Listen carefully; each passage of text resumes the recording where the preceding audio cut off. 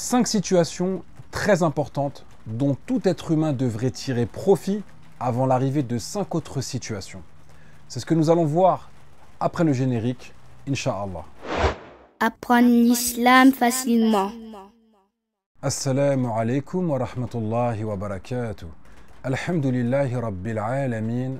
Wassalatu wassalamu ala rasulillah wa ala alihi wa sahbihi ajma'in amma ba'd. Le prophète alayhi salatu wassalam nous informe dans un hadith que l'homme devrait tirer profit de 5 situations avant l'arrivée de 5 autres situations. En effet, il dit profite de 5 choses ou de 5 situations avant l'arrivée de 5 autres choses ou de 5 autres situations. Et lorsqu'il nous dit ici de profiter, c'est-à-dire d'en tirer profit, d'en retirer les bénéfices, c'est-à-dire d'utiliser ces 5 situations à bon escient avant l'arrivée de 5 autres situations dans lesquelles il ne pourra plus en profiter. Et en effet, on va voir que l'être humain dans sa vie, il va être confronté à 5 situations avant l'arrivée de 5 autres situations. Voici la première. Dans la continuité du hadith, le prophète sallallahu alayhi wa sallam nous cite la première situation. Il dit « Shababaka qabla haramik » ta jeunesse avant ta vieillesse.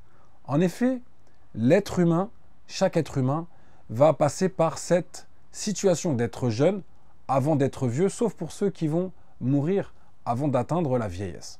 Et pour ceux qui vont goûter à la jeunesse, alors ils auront la force nécessaire pour pouvoir profiter de cette force dans les adorations, comme dans le fait de multiplier les prières, comme dans le fait de multiplier le jeûne, ou d'accomplir le hajj, le grand pèlerinage, ou la umrah, le petit pèlerinage. Et ceux qui ont pu réaliser ces adorations, ils ont pu constater que ceci nécessitait de la force. Et ceux qui vont l'accomplir lorsqu'ils seront âgés, lorsqu'ils auront atteint la vieillesse, alors ils auront moins de force pour accomplir ces adorations-là. Et donc ça va être très pénible d'accomplir ces adorations-là. Et dans même certains cas, ils ne pourront plus les accomplir à cause de la vieillesse. Donc, profite de ta jeunesse avant l'arrivée de la vieillesse. Ensuite, il dit, alayhi salatu wassalam, wa sihhatak qabla saqamik, et de ta bonne santé avant ta maladie. En effet, l'être humain, lorsqu'il est en bonne santé, lorsque son corps fonctionne correctement, qu'il n'a pas de maladie, qui peut utiliser ses membres à bon escient, qui peut utiliser ses membres pour effectuer les adorations, alors il se trouve dans un énorme bienfait, comme par exemple le fait de prier debout. On n'y pense même pas, mais beaucoup de gens ne peuvent pas prier debout.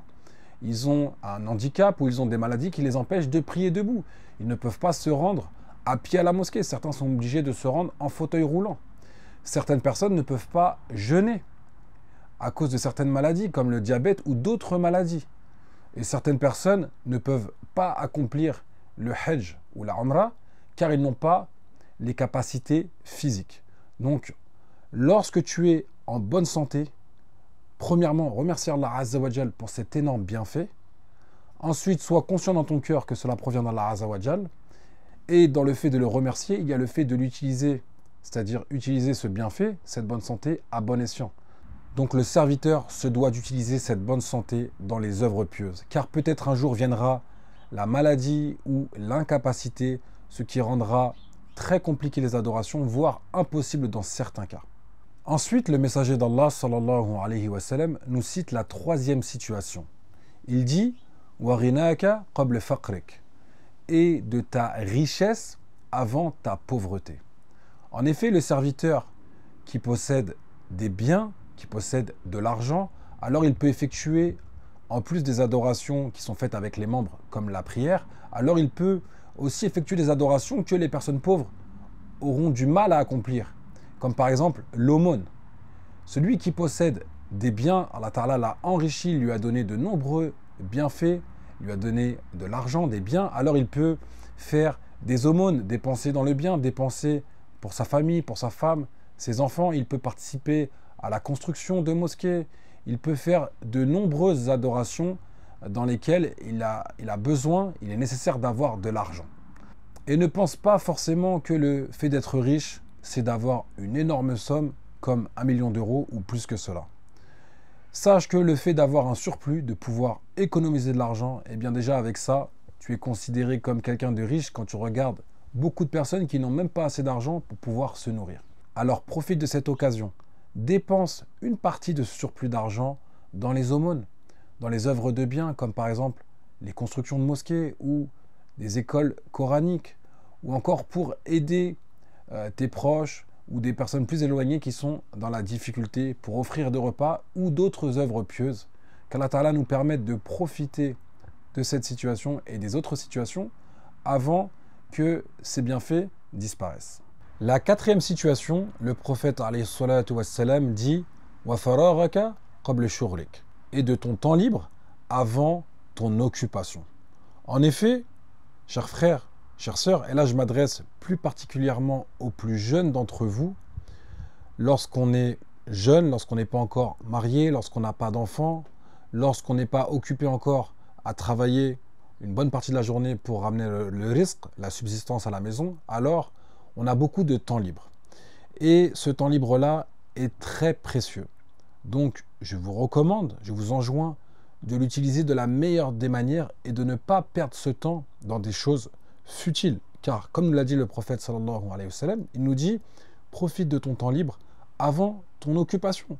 Car viendra un jour où, Inch'Allah, tu vas être marié. Viendra un jour où tu auras des enfants. Viendra un jour où, comme tu seras père de famille, tu devras passer une bonne partie de ta journée, beaucoup de ton temps au travail pour gagner de l'argent et pour pouvoir nourrir et loger ta famille. Et à ce moment-là, tu te rendras compte de la valeur du temps libre quand tu n'en auras plus beaucoup.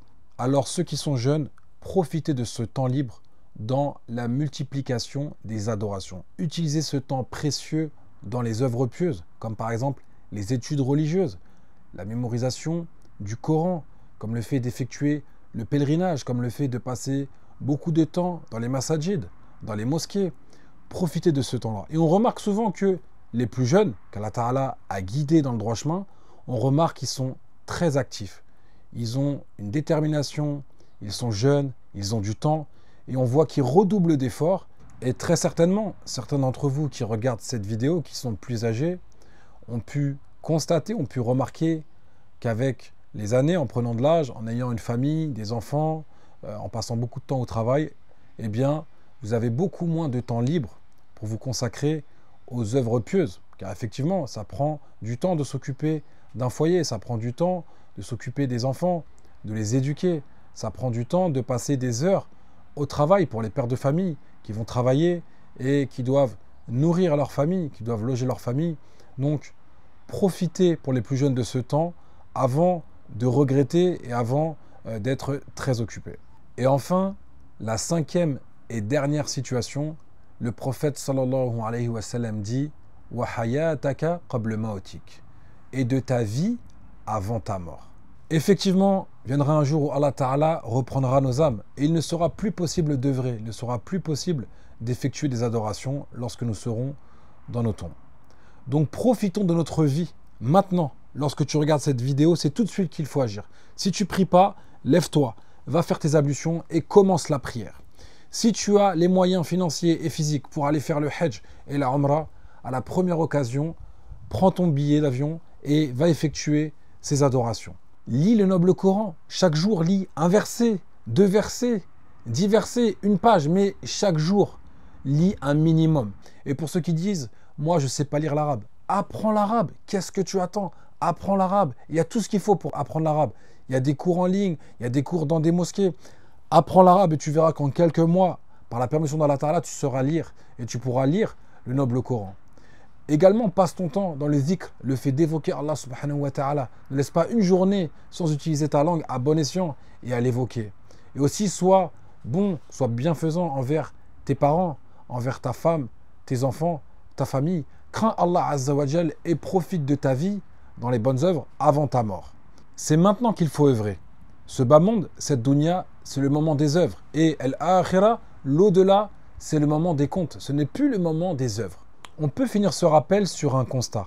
Et ça sera peut-être une phrase à retenir dans cette vidéo. C'est qu'on ne prend réellement conscience de ces 5 choses, de ces 5 situations, de ces 5 bienfaits, uniquement lorsqu'on va les perdre. En effet, lorsqu'on est jeune, on va se rendre compte du bienfait de la jeunesse une fois qu'on aura atteint la vieillesse. Également, celui qui un jour va être occupé, il va se rendre compte du bienfait du temps libre qu'il avait lorsqu'il était plus jeune. Mais aussi, celui un jour qui va être touché par la pauvreté se rendra compte du bienfait de la richesse lorsqu'il avait de l'argent, lorsqu'il avait des biens, lorsqu'il avait des moyens.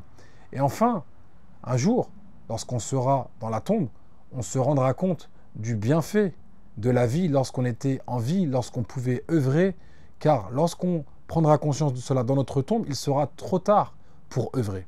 هذا والله أعلم وصلى الله على نبينا وسلم سبحانك اللهم وبحمدك أشهد أن لا إله إلا أنت أستغفرك وأتوب إليك